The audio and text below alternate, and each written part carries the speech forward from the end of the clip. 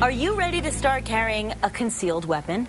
Well, if so, this is the man you need to meet. We would like to welcome this morning Michael Gutierrez. Yes, welcome, Thank you. Mike. Thank you very much. It's nice to have you with us. And Mike is the owner and founder of Training and Human Performance, a business that offers firearm training for private citizens and security companies qualified to train those of us who want to carry the concealed license. I mean, we want to get going on this, don't we? Yeah. We'll get you there. So what is the appeal of the Training and Human Performance Concealed Carry program? Yeah. I think one of the biggest appeal with the THP, for short, is that we train on two different levels. Okay. Concealed carry is multifaceted, and what we like to do is we like to try and make it concise and package it for our customer.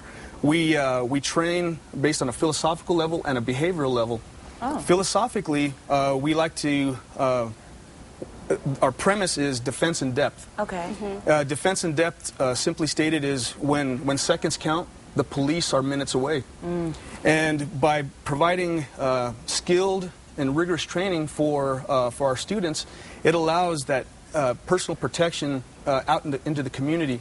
Right. So it really helps people help themselves when seconds count in a crisis situation. Well, of course, in that kind of a situation, a lot of us kind of, would lose our mind. What do we do now? And so I would imagine there's a lot of mental preparation that goes into that. There is mindset preparation, and that's perfect segue into the behavioral aspect of our training. The behavioral portion of THP's training deals specifically with mindset and preparation. Right. We want people to be prepared for pre and post-incident issues. Emotional, physical, spiritual in some cases. The fallout for as a result of a deadly force situation could be very traumatic, and we want to not desensitize, but we want to prepare people so that they understand how they're going to shoulder a burden as a result of a deadly force situation. And I think the biggest fear, it's somebody shooting a person by accident that they didn't intend to shoot. So you guys help with that too? Yes, absolutely. We have a whole suite of training that deals with the legal issues, not only operating within the prescribed bounds of the law, boundaries of the law, but we also teach people how to be proficient with their firearm and understand that there are unintended consequences that could occur as a result of... Mostly, I would imagine, unintended. Yes, absolutely. And I want to just talk about something, because I want to touch on the fact a lot of women out there might be thinking, is this right for me? But in the last several years, you've really seen a huge increase in the purchase of firearms by women, especially in the 25 to 50 demographic, correct? Yes, absolutely. And I think that it's very refreshing and it's very uplifting, because women are now taking it upon themselves to empower themselves to protect themselves and to protect the ones that they love.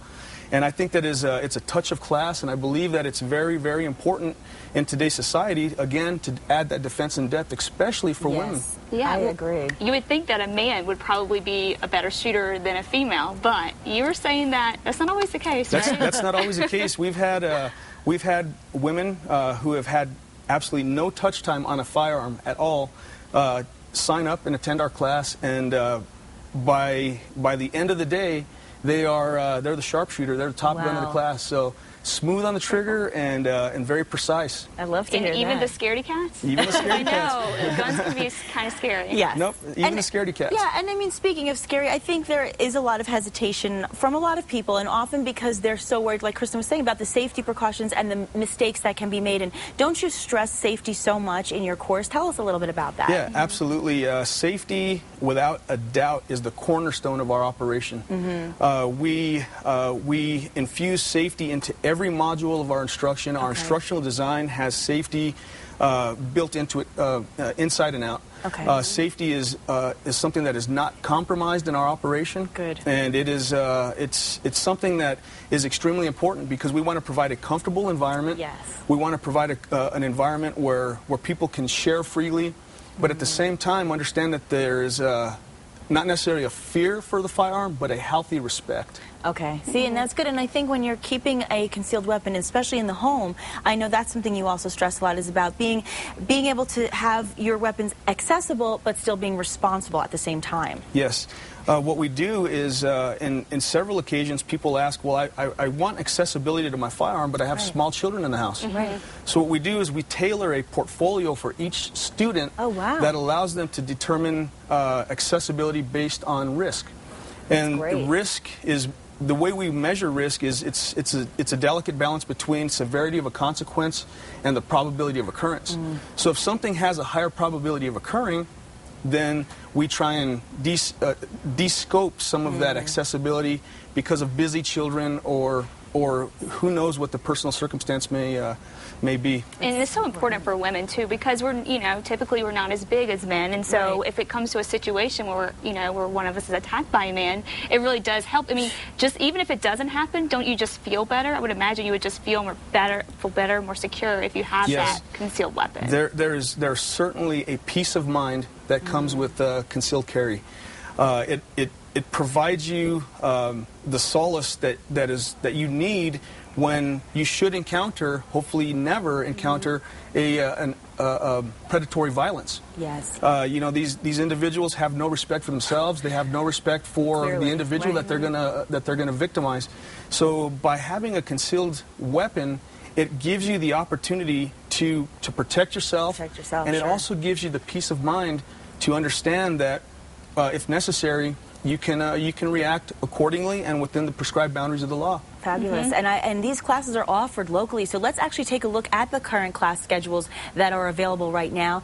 March 11th and 12th and April 8th and 9th, the standard concealed carry class. Also March 25th and 26th, April 15th and 16th, the 4-hour handgun clinic, March 26th and April 16th. And classes are Friday 5 to 10 and Saturday for the entire day. So really great. I mean, if you want to participate, there is an easy way to do so. You can easily get a hold of Mike, of course. And what's the best way to do that? You can log on to our website at www.concealedcarrynm.com. Great. Or you can contact me directly at 505-238-7092. And you do individual and group?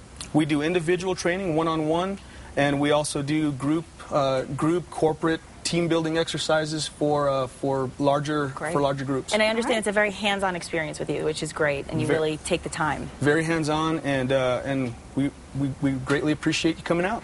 Thank you so much. Thank you for being with us. And Mike will actually be joining us again over the next month, and maybe between now and then, I will have a little training of my own that we'll have to document, and we'll show it. We appreciate you being here. Thank you so much. Thank you for having me. I greatly appreciate it. We'll look forward to your next return. And just ahead, we've got some travel tips for the road warrior. Stick around. Thank you.